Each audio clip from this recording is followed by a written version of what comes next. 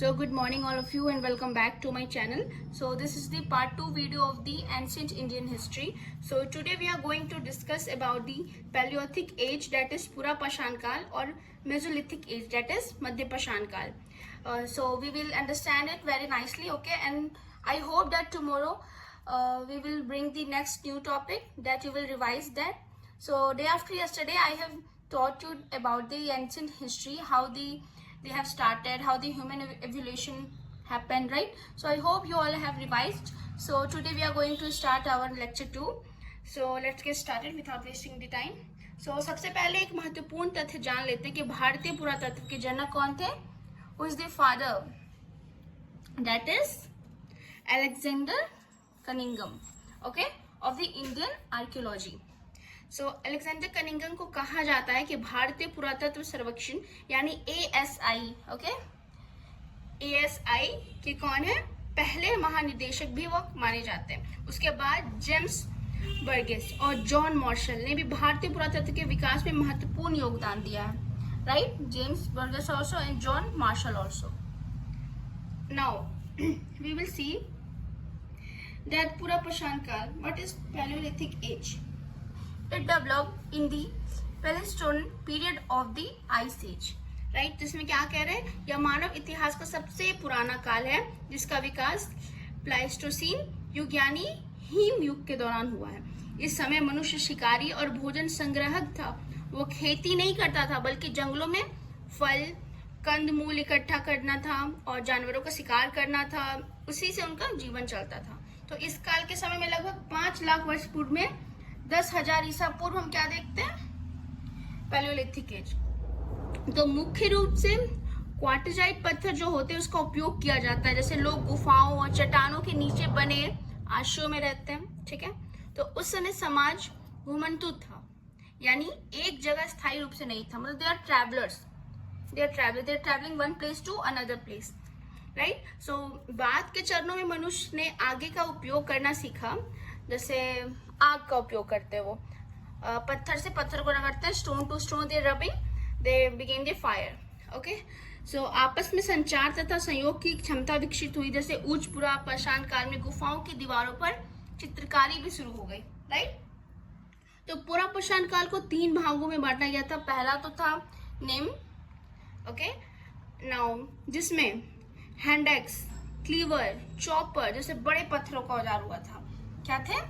choppers, cleavers, hand axes. It is lower. Now middle upper age we will see. What in this middle upper age?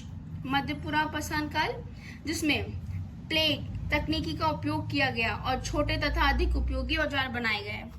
Plagues के भी, tools के भी, okay, in advance techniques also. And upper we will see that blade, tools, flame, right.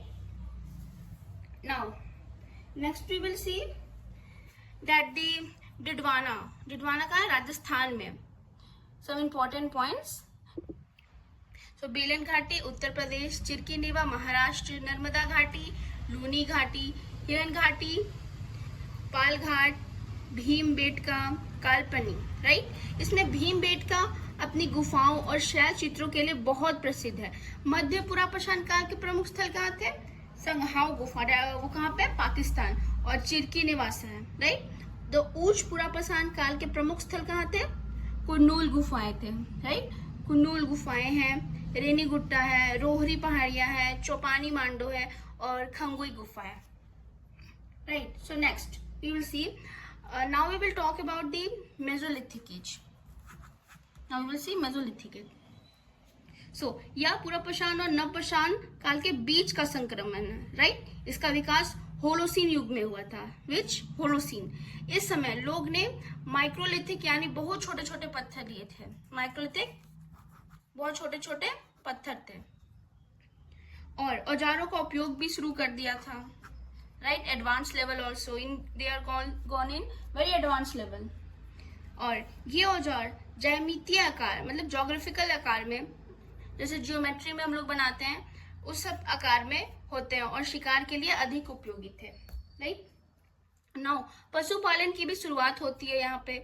Adamgarh जो मध्य प्रदेश में और बागोर जिला जो राजस्थान में है वहां पालतू पशुओं के सबसे पुराने प्रमाण मिले, मतलब एविडेंस मिले वहां पे।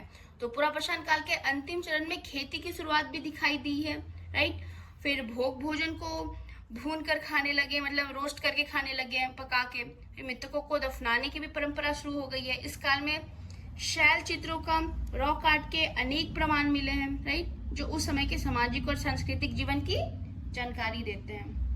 तो इस प्रकार हमने आज देखा कि पुरापाषाण काल ने मानव जीवन की नींव रखी है, जबकि मध्यपाषाण काल ने मानव का शिकार किया से आगे बढ़कर पशुपालन और कृषि की भी ओर ले गया है, राइट, फार्मिंग।